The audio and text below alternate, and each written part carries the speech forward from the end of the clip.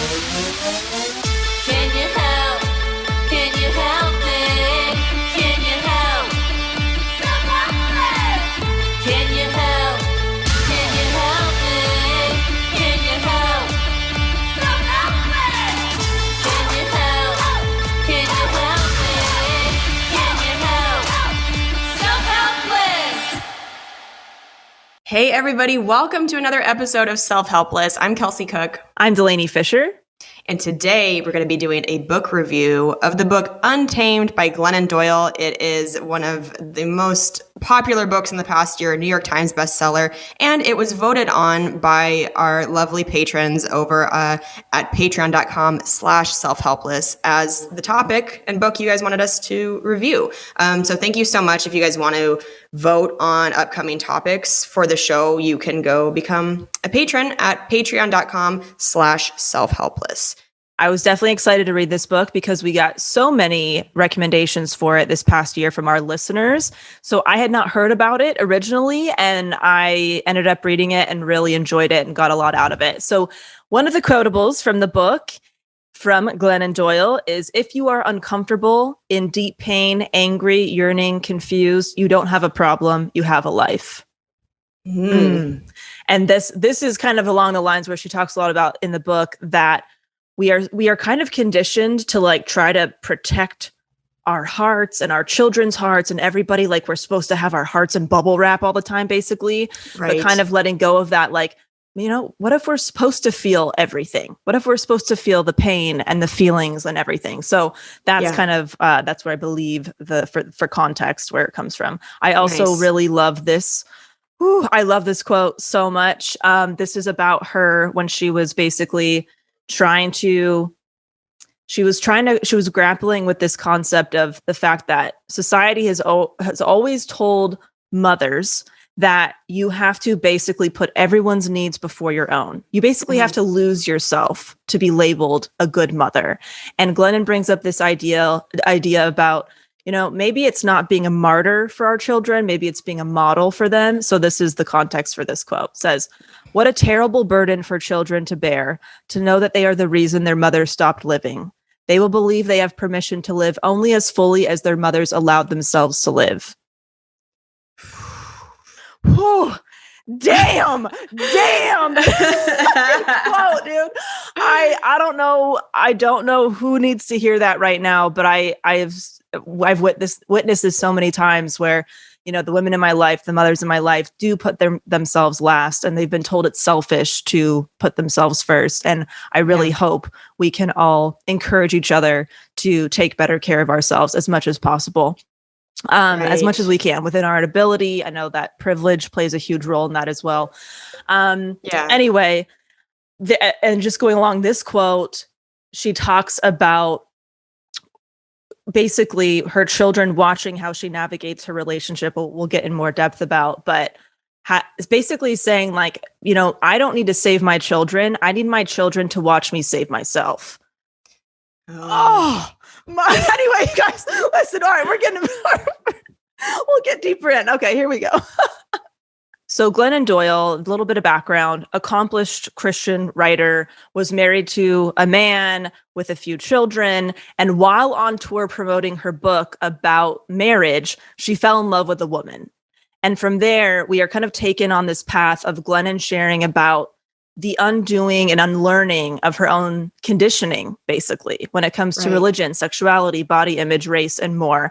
And she basically had to take all the things she had been told by society and other people and everything about being a good mother and a good Christian and a good woman and a good wife, and dismantling it and rebuilding it to what felt right for her, using her, you know, her inner knowing, her intuition, whatever you want to call it.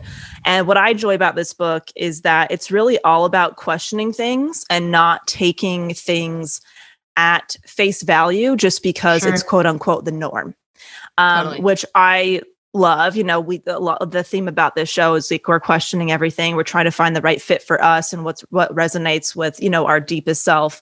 And so I resonated a lot with this book just because just the changes I've made in my life, I feel like a completely different person. And it's all come down to questioning my own beliefs things that I've been trained to believe. One of the stories that kind of it starts off with, and I think this is really just going to be more about a discussion between me and Kelsey about our own conditioning and things that have happened in our lives, more so than kind of going bullet point by bullet point about the book. Right. But it does start off with this scene basically where she and her children went to some kind of like zoo or something. They were observing a cheetah who had been raised in captivity, basically. And the trainer and the cheetah were interacting and all this stuff. And she saw that, the cheetah had been trained to basically act like a dog because it was raised with a dog, to tame the dog, or sorry, to tame the cheetah. So it's raised side by side with the dog. And the dog would kind of do some tricks, and then the cheetah would do some tricks. And she noticed that when the cheetah kind of stepped away and was a little bit further away from the crowd, the cheetah was kind of looking outside of the gate into the wild, I guess. And she noticed that, the cheetah's kind of body changed and was kind of different. The kids in the crowd were asking, like, is the cheetah sad that she's been raised in, this situation? Did she miss the wild and all of that?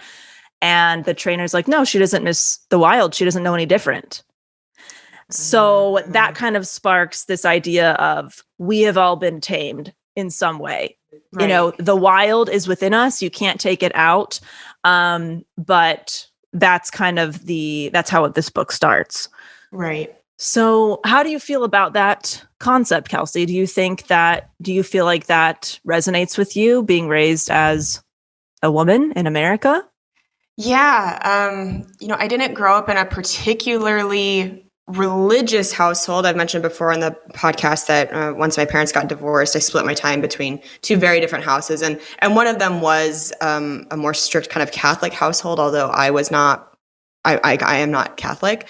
And so there were definitely, I think, pressures put on just in terms of being like a good girl. And who knows how much of that is nature versus nurture if I was just going to be like that anyway, more of like a good student, a rules follower.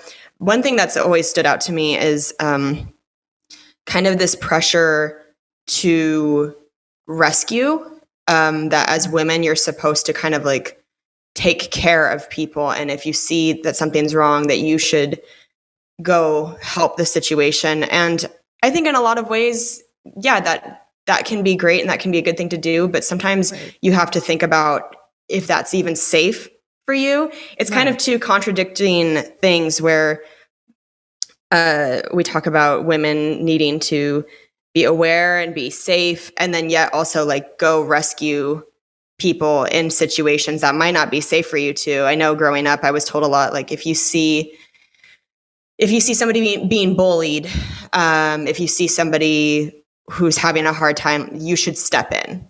Like you go be the leader, go step in and stop the bullying, stop something bad from happening. And so I did do that a few times growing up in school, like elementary school, middle school. And then sometimes that would put me into not very safe situations where then like a couple of times the guys became kind of like stalker-ish or creepy. And I had to have like discussions with the principal and like all this stuff to keep me safe. But I was told, if you see something happening, you go insert yourself. You go be the person that makes sure everybody's okay and being taken care of. And I don't know how much of that is a gender thing. I don't know if that's just like people encouraging you to be kind and look out for others. I don't know. But that's something that as I've gotten older, I've had to think about and just be like, what are the consequences of being like really warm and kind potentially to somebody who isn't a safe person to be that way with, like somebody who might misinterpret your kindness. Yeah. Along those lines, I think with my own conditioning or not even conditioning, but just also just what poses a real threat in a lot of situations is that every interaction I have with a man by myself, I feel is a potentially threatening situation. And so even just talking to Cam and stuff, it's like, oh, if somebody said that to me, I would tell them to fuck off or whatever. I'm like, yeah, I don't have the luxury to do that sometimes because I could be attacked, or something, and feeling like the niceness that I have to be in situations that I maybe don't want to be so nice in is survival instinct. And I'm more talking about when I feel threatened within like a man's presence, not kind of other things. But wanting to kind of stand up about something and then feeling like if you do, something bad is going to happen to you. Right. And so, and even situations, being, younger, in my 20s, like I was followed to my car at one point by two men, and was about to get in my car, and they were asking me what I was up to and where I was going. And I was so terrified, and I didn't try to like run or get in my car and drive off. I was nice. I was talking to them, because I was thinking maybe I can convince them not to do anything to me if I'm nice, so scary. and I don't even know if it would have escalated to that if somebody saw and kind of like intervened. But stuff like that is like, I don't know if most of the men in my life have had that kind of situation happen. So that shit sticks with you. And even if you're going into a situation where it's not a threat, it can feel that way. So yeah. One thing that I remember as a kid, and I know Glennon talks about this in her book as well, is that all these stories that were told as little girls growing up, like Little Red Riding Hood, like, hey girls, don't wander into the woods because you're going to get eaten by a wolf. Like, or like, what's the nursery rhyme about like somebody gets pricked by a finger? Do you know what I'm talking about? There was like a finger prick, and then I think they fall asleep. I don't know. But basically Sleeping Beauty? Maybe. Is that right? I don't know. But basically this whole, all these themes with these like nursery rhymes or fairy tales or whatever, of if a woman ventures off outside of what is expected of her, she gets hurt. She gets harmed in some way. Right. And I also remember as a kid that, and this is talked about in Untamed as well, the Adam and Eve story. I grew up in religious school settings, so everybody knew about the Adam and Eve story. And another kind of example of like, okay, when a woman kind of is seeking more or wants something different, things go wrong. Things go terribly wrong. And I remember being in elementary school when we're learning about the Adam and Eve story, about how Eve convinced Adam to like take the fruit, the forbidden fruit, and everything went to shit. Right. I remember the boys in school being mean to the girls, saying everything bad in the world is your guys' fault. Like everything is a woman's fault. Everything is a girl's fault. You guys are the reason that there's suffering in the world, as a fucking elementary school kid.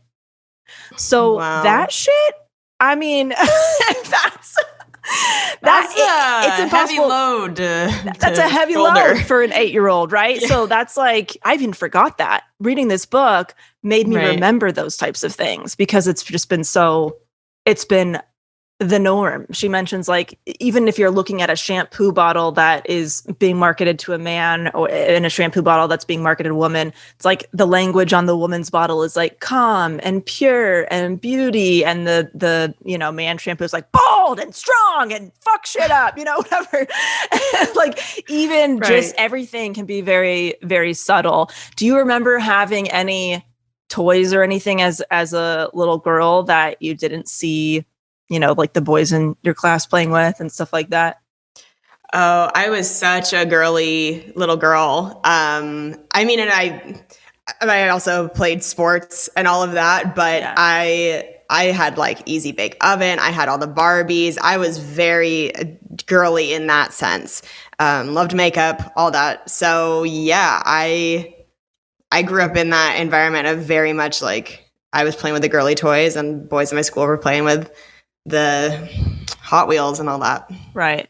Yeah, I remember like I had, you have that little like fake kitchen, and I mean all the toys for the little girls. You got the little fake kitchen set up. It's Oh, like I had the bright fake yellow, kitchen. right? Yep, You have the yep. baby doll. It's like we're teaching these little girls to be like, start cooking and taking care of babies. You're 2 years old. Let's catch up.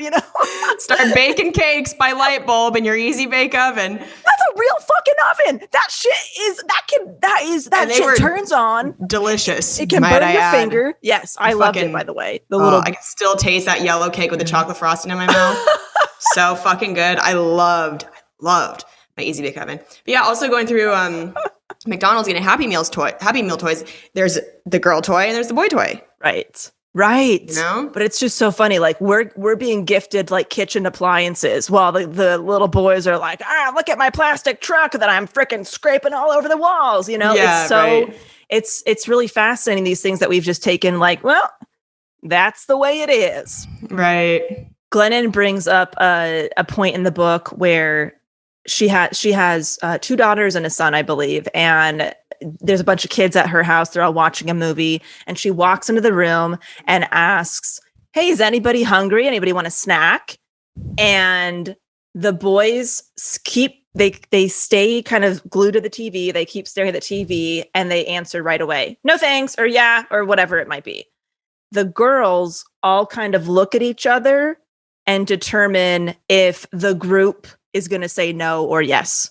I'm like, holy shit. Oh, still do that. I know what that feels like. Yeah. Like we're not even told to trust our hunger in some situations. You know what I mean? Right. Or like, don't be an inconvenience. Don't be an inconvenience. If you're the only one that wants a snack, that's an issue. Like everybody has to want it, or else you're going to be a burden. Exactly. You don't want to make somebody do all that work just because you want a fucking pizza roll, right? Like that's, I thought that was fascinating. And because she was able to observe it in a group setting, there was like a few several boys, several girls, and all the boys did the same thing and all the girls did the same thing. Wow. I mean, so that was a fascinating moment I found, and I could relate to that a lot. Yeah. And she talks about the fact that, she obviously this inner knowing she always had about like who she was and what she believed, it was always there, even if it was kind of, buried under some other things.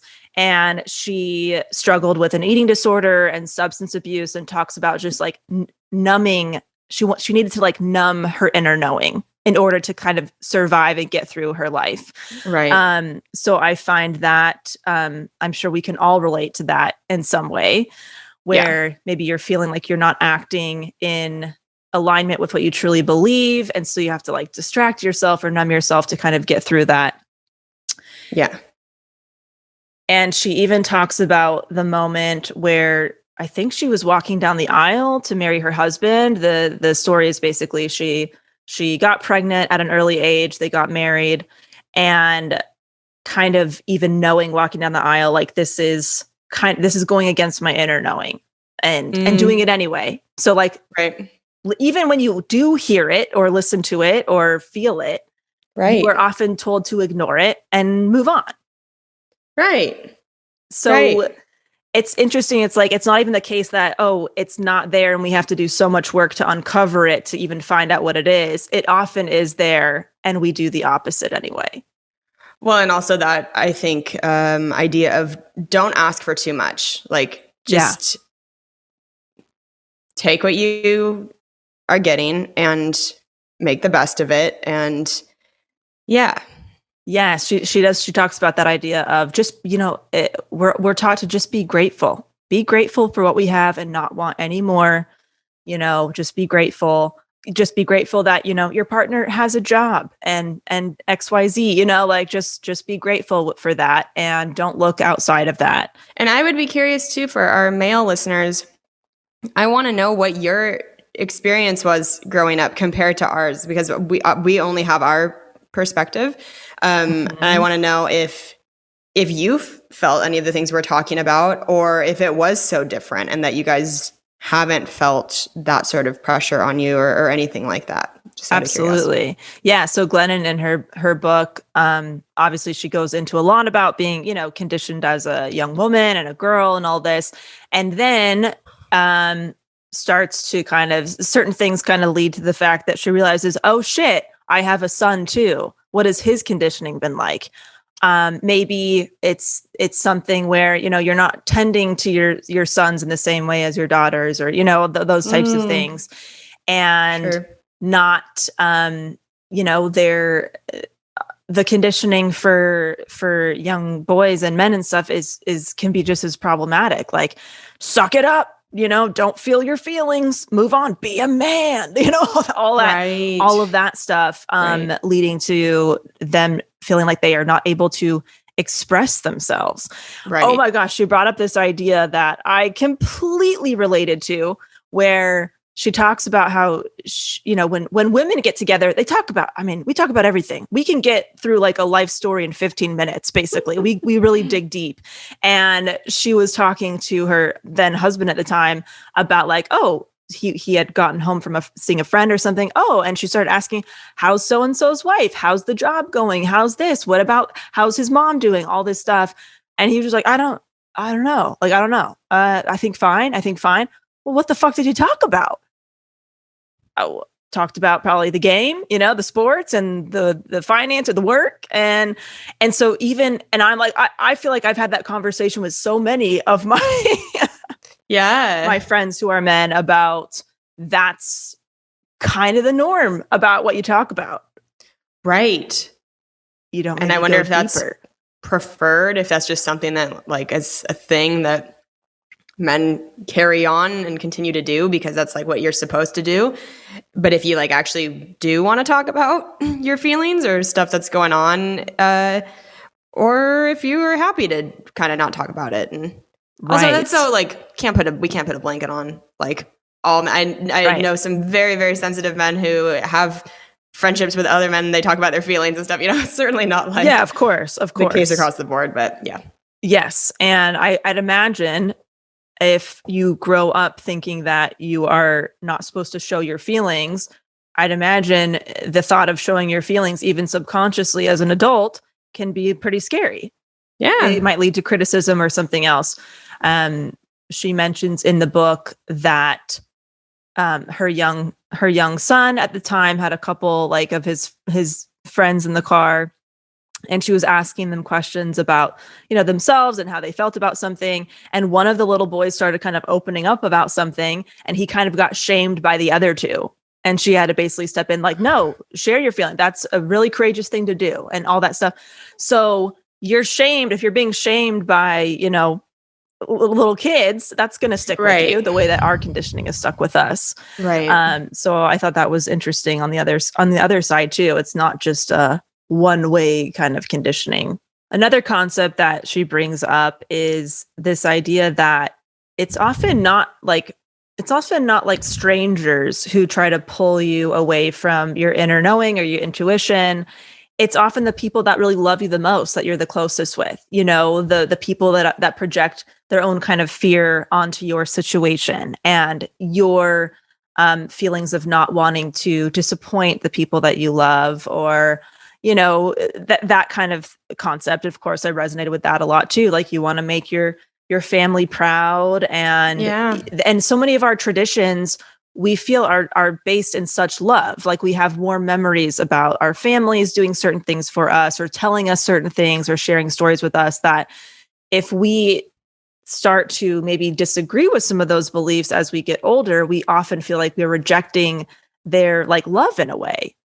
Right. So I think that was an important point too, where, I don't know, have you ever felt like you had to kind of choose between doing what you wanted versus making somebody really close to you happy, or, feel better about something? Sure. Yeah. I mean, I think divorce is such a big thing that a lot of families experience generationally. At least that is the case in my family, where there's divorce like kind of all over the place, and obviously my own divorce. But I think, you can, when other people in your life have gone through divorce, that can make their perspective on marriages very different.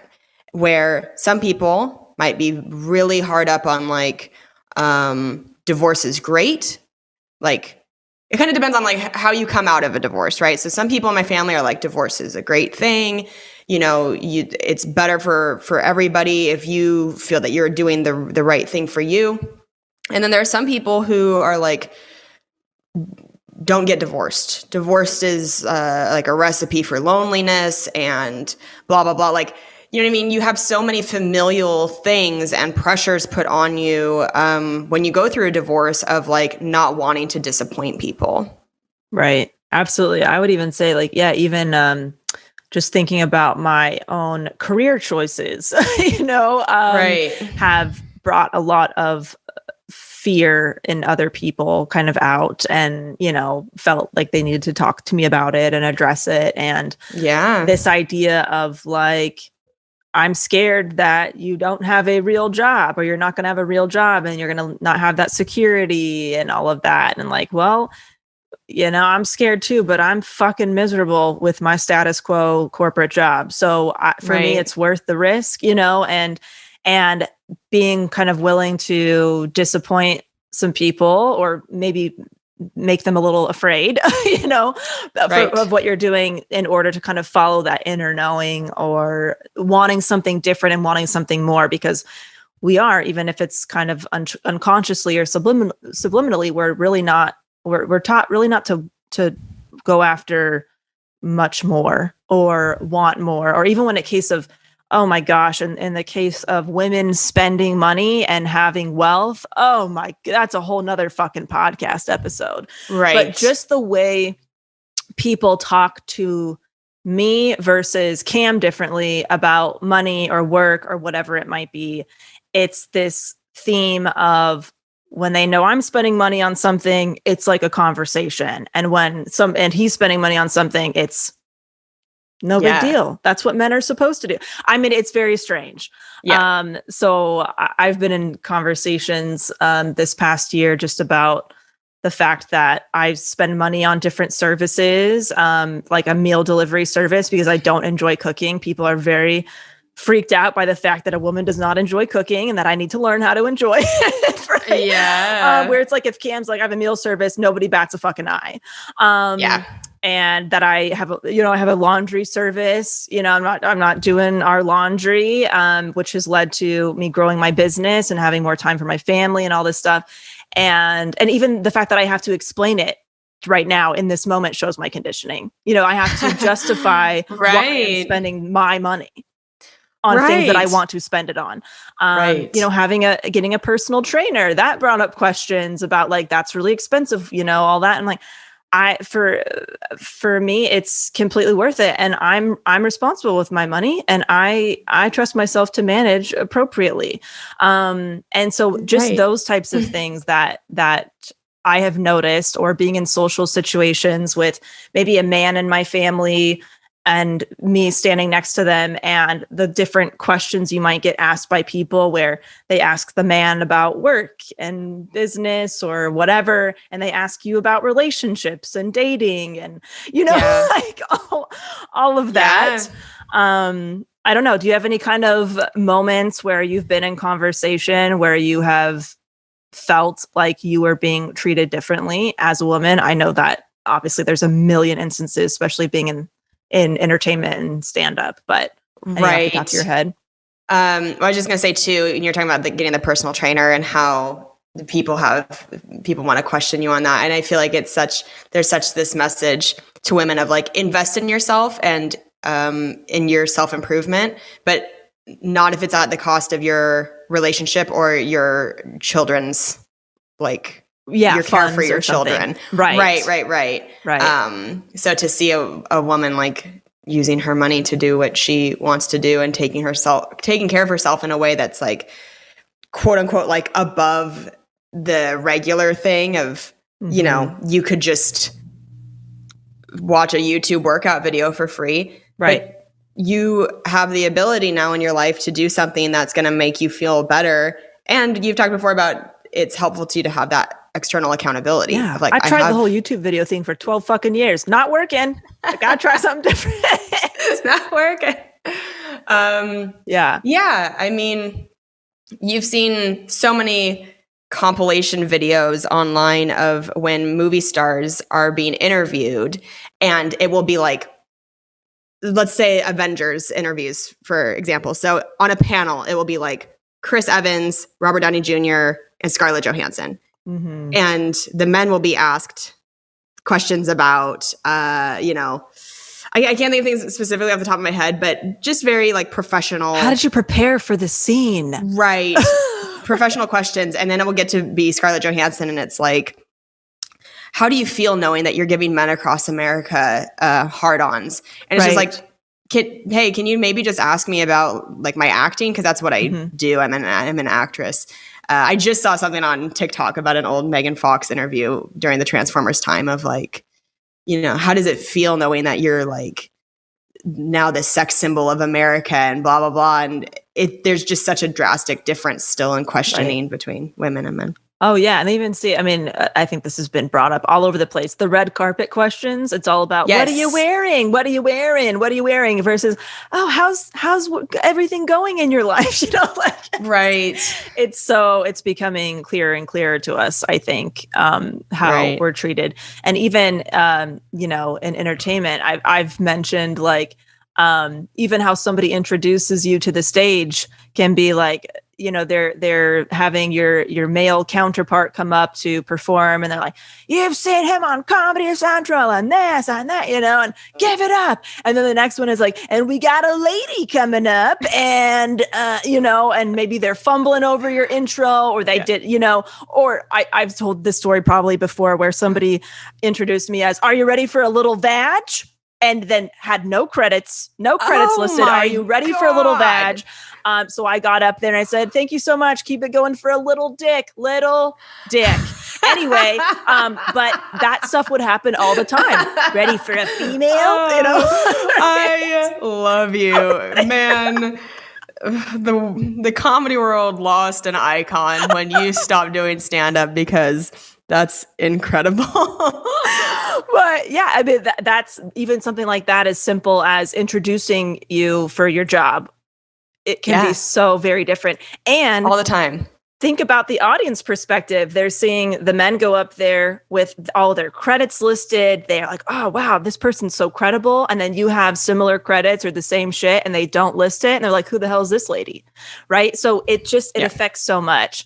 Right. And like even being on set in like filming settings where, you know, people are going over jokes, and like everybody's kind of talking about what their jokes are, and the better jokes are getting approved for the men to say on the show, and the women are getting the shittier jokes that nobody really wants. Like, anyway, it's all very, very fascinating indeed. Right. There's also a point in the book where Glennon talks about being like the cream cheese parent, and she has this example of like bringing snacks to one of her kids' soccer games, and how she brought like a couple cream cheeses or something. She didn't bring enough cream cheese options or something, right? Where it's like there's a couple, and people are encouraging her to bring like every type of cream cheese for the kids, something along those lines. And how we have a tendency to really laser focus on our own family, our own situation, our own children, and her talking about encouraging us to like, instead of laser focusing, why don't we channel some of that energy into everybody else too? You know, the world at large, children everywhere, all over the world, all over the planet. So I liked that, as well as just, sometimes it's hard to zoom out, and certain things feel like a really big deal in our day to day. And if we were able to kind of channel that energy into, you know, some other things and causes and stuff like that. I also like the part of this story where she's married to a man, she's Christian, and she falls in love with a woman. And at the time that this is all happening, she's about to release this book called Love Warrior. It's been selected for Oprah's book club, almost guaranteed to be a bestseller. And it's about her marriage, right? Mm-hmm. And it's like, how is she going to release this book when she's about to basically start a life with not only somebody that isn't her husband, but a woman? Yes.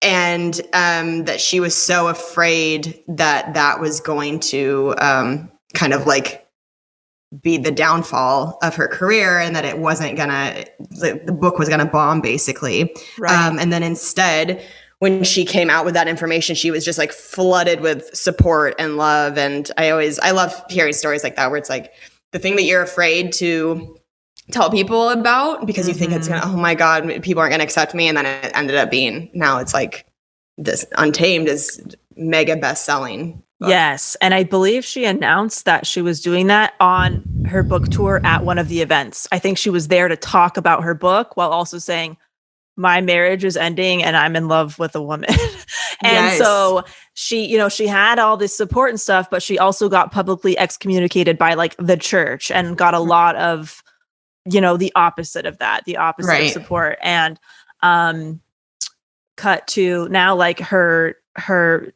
like she has this amazing family where she has her wife and her former husband has a partner, and all of the kids are there, and like they do things together, it looks like. And she just basically changed this narrative of what family is. And I thought that was really awesome.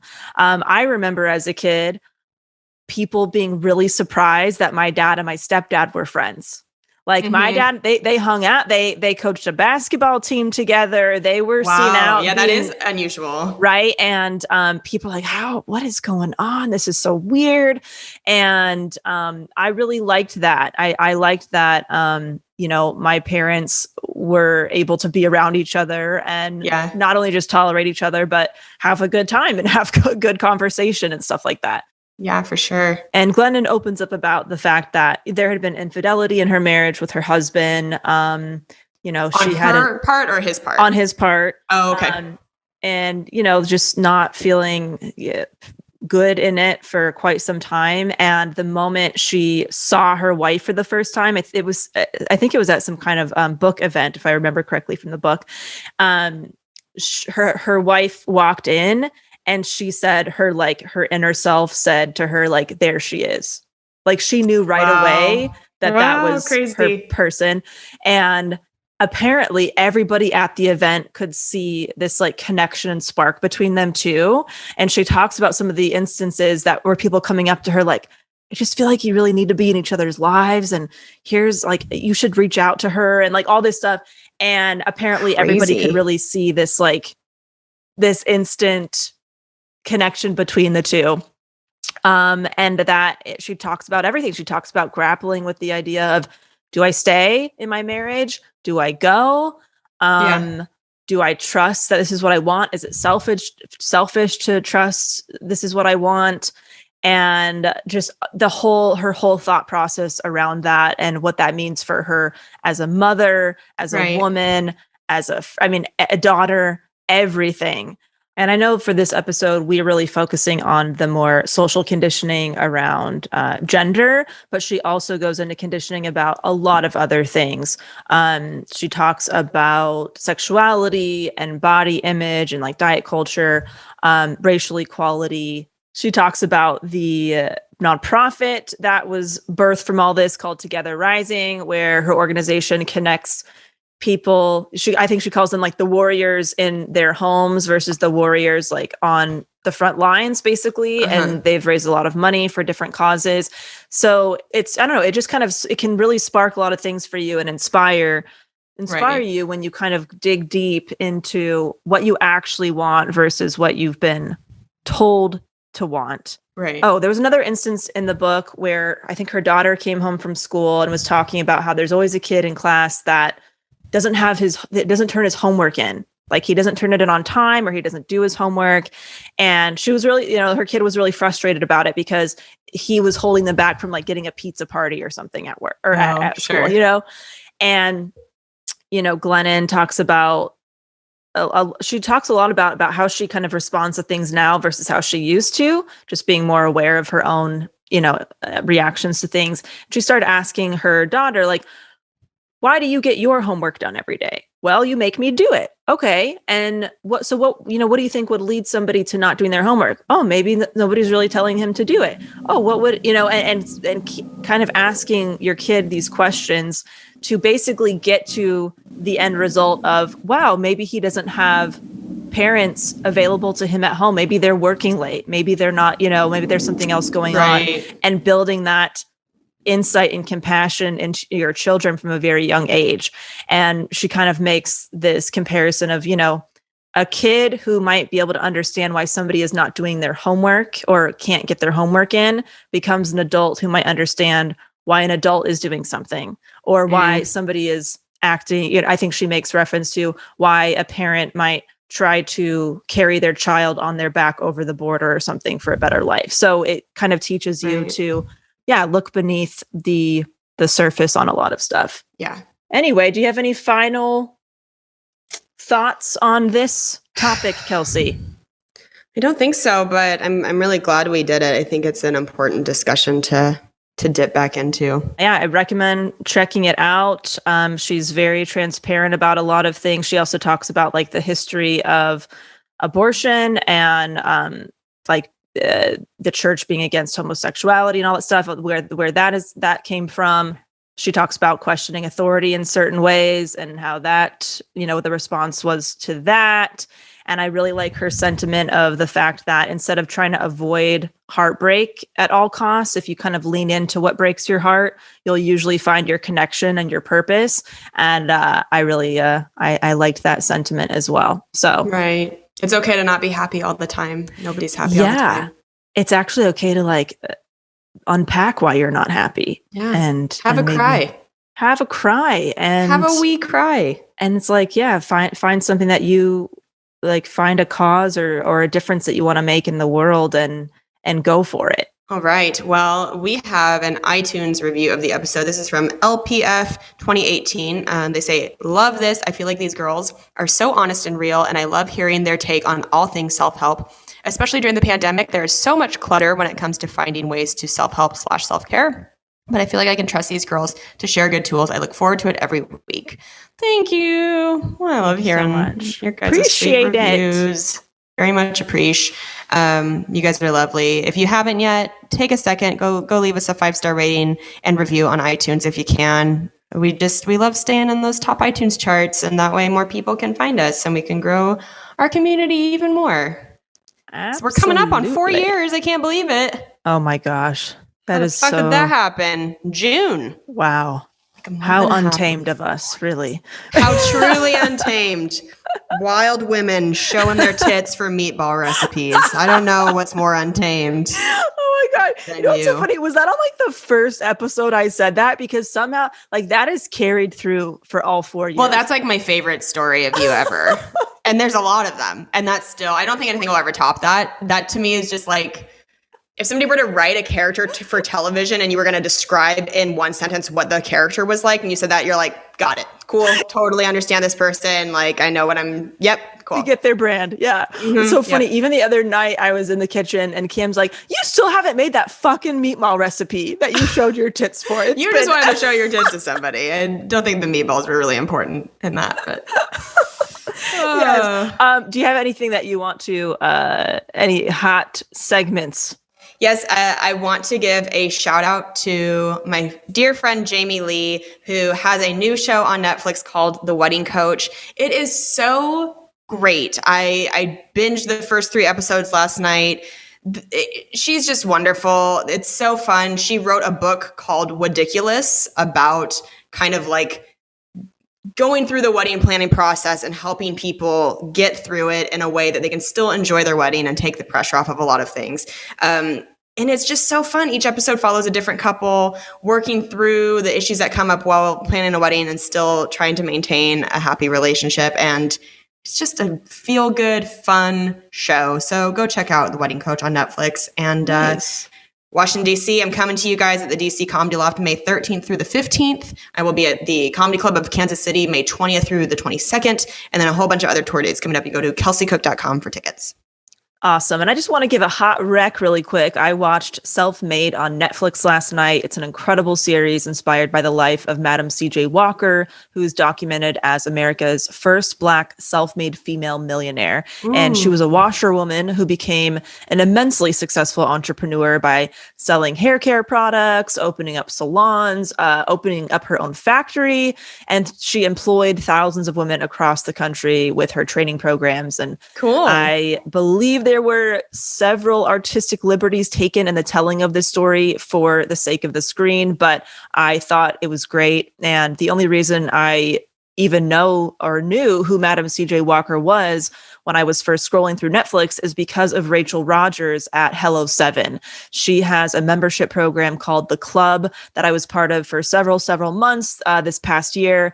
And I just absolutely love Hello 7, Rachel Rogers, and her entire team over there. And she talks about Madam C.J. Walker a lot in her messaging for the Hello 7 brand. So I definitely have her to thank for familiarizing me with Madam C.J. Walker in the first place. And also just a big shout out to Hello 7 in general. They have a course inside their membership called Worthy, and it is a phenomenal, life-changing course for women, especially where a lot of our beliefs they kind of discuss where a lot of our beliefs come from, the systems that are in place that make us feel guilty for going after what we want. And she just overall encourages women to stop feeling guilty about making money or wanting to make more money.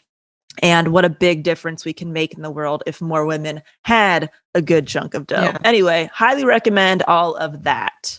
Nice. All right, guys. Well, thank you so much for listening as always. And we hope that you have a great week, and we'll talk to you next time. Bye. Bye. Thank you so much for listening to the Self-Helpless podcast. You can find our Patreon community, merch, and our individual work at selfhelplesspodcast.com. We'd be thrilled if you shared this episode with a friend, or feel free to post it on Instagram and tag at Self-Helpless Podcast so we can repost you and say thank you.